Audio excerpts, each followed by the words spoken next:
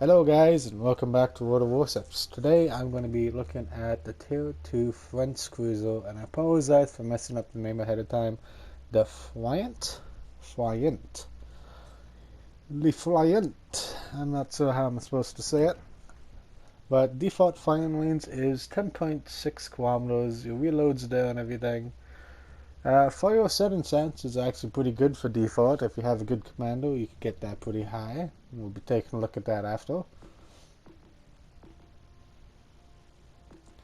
Moving on to torpedoes, you have an about average torpedo speed. Your reload's a bit on the long side, in my opinion. Your torpedo range isn't the best, but it will still come in effective if you get into that awkward situation where you're close to a battleship. At least you have them. Your default hit points are 18,900 right there. Your main battery is 139. It's not 152 like the Americans, but hey, they are turreted, so they're easier to fire. AA defense isn't the best. You do get 175 that shoots at 3.1, so it might scale off some planes, but still. I don't recommend going head to head with a plane squadron unless if you have another friendly cruiser or battleship. Then they might pick a different target.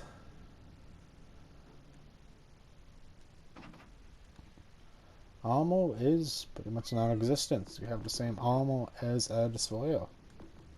Besides your turrets, your deck, and your command post. Yep, paper thin. You can see that right there. But above average maximum movement speed, which is pretty nice. As you can see here, 30 knots an hour. But of course, let's put everybody in, the commando and all the upgrades.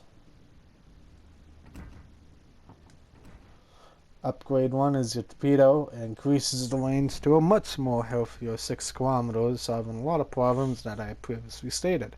These are good torpedoes now. Upgrade 2 is your range, allowing you to shoot up to 11.7. Remember, a commando skill can get that even higher. And finally, the hull upgrade, allowing you to get over 20,000 hit points. A better rudder shift time and some more AA. No, wait, no, secondary guns. Well, let's put it all on and take a look.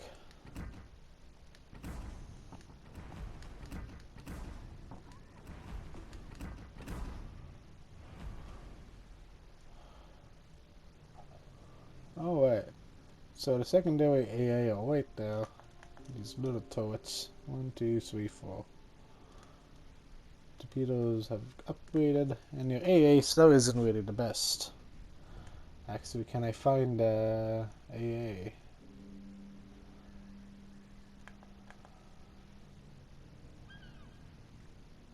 I cannot find the AA. But hey, I think I'm just wasting time. Moving forward, the commander I'm going to be using is this guy right here. I know I'll butcher the name, so I'm not even going to attempt it. This guy is more of your aggressive, and then this guy focuses more on speed and stuff like that, in my opinion.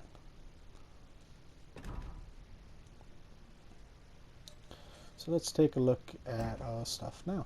Our fire 7 chances are 11. Really good. Reloaded 12 seconds is still there though.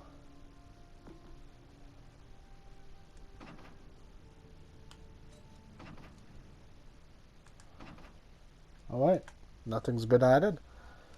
Let's get into the battle. Technical difficulties. It would appear that my microphone died when I was recording this battle. I was talking and all that stuff during it, which really confused me when I was editing, because I wasn't saying anything. But I'll basically re-elaborate everything for you right now. I was basically talking about the hull upgrade. Your 4 secondary turrets there replace your 76 AA defense, but you get 4 90mm, not only for your secondary batteries, but they could also shoot down planes up to 3 to 4 kilometers away, and they have a 4-second reload, which is pretty nice. Now, the main focus of this ship was to have its primary batteries in a turret. Now, this turret, there's not many ships like this. The turrets or guns are usually spread out all among the ship, such as the British one I played 2 days ago. Is a fine example.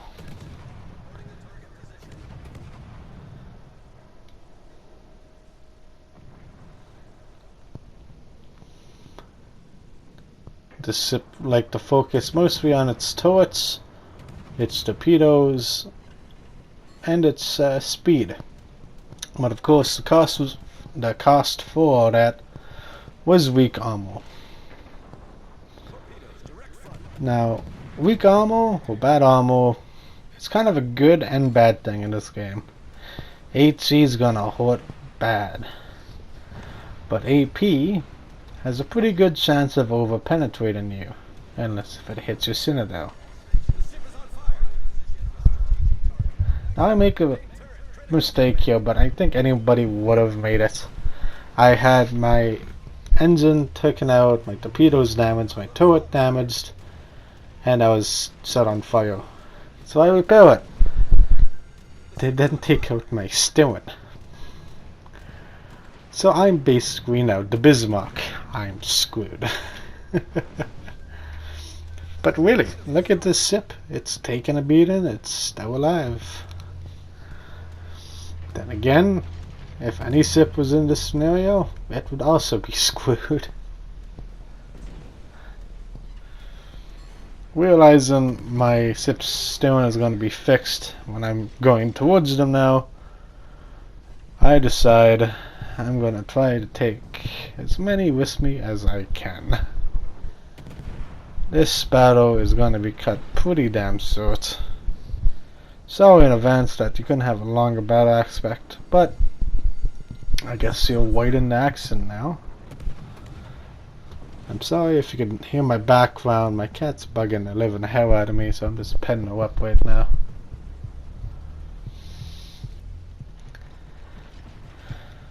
This guy's coming towards me. Probably wants to finish me off. Now this guy is Japanese, so he does have torpedoes. But I think he's lost the button to use them, as he doesn't fire them off and eats all my torpedoes. Now I do burn to death. Well, actually I get shot. I should have fired those second wave of torpedoes off, but I didn't. They wouldn't have hit, but at the same time, they might have hit somebody else behind them. Who knows?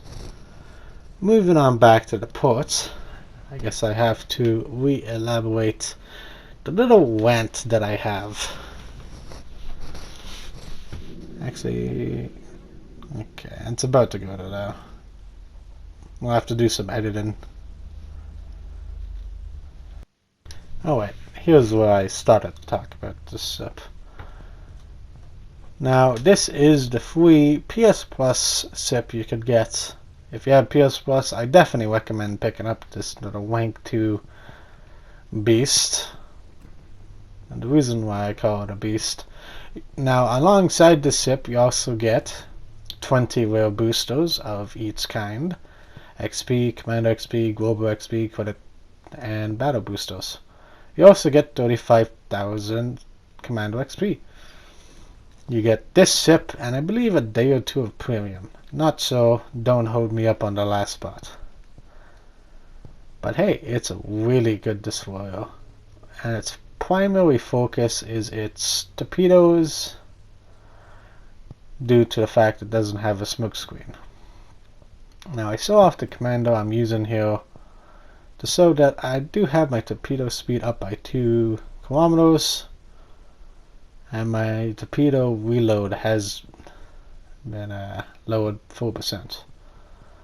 Now I do recommend using sidestep and not smoke on the water, because French destroyers do not have smoke. It does lower your water sift time, but increases the incoming fire dispersion, meaning shots fired at you are less accurate and have a lower chance of actually hitting you. But this is up to you. If you want to save yourself a lot of time, you could still use smoke on the water, even though you're not going to be really getting much out of it.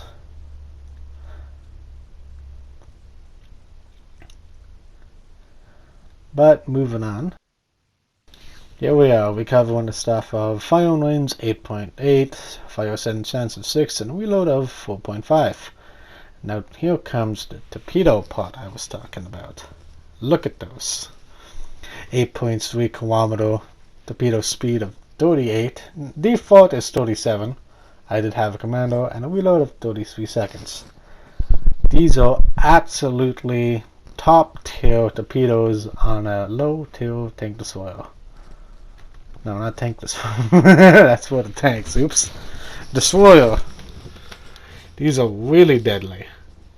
If you had more of them up at this tier, these would be alright. But the torpedo range would have to go up to about 10 kilometers. And then those would be some pretty healthy, let's say 10. Maybe 8. Pretty good torpedoes up at top tier. Personally, I think so. Now, I do show off the rest here, but I think I'm going to end the video about here. Pick yourself up this ship. It's definitely worth it, and at the same time it's not worth anything because it's free. Enjoy yourselves. First Seas Captain, and this is the next ship, the one I'm reviewing, and about to compare the sad fate of the Tech 3 ship just being completely outclassed by a premium person. But hope you enjoyed. First Seas Captain. Catch you in the next video when I review this destroyer.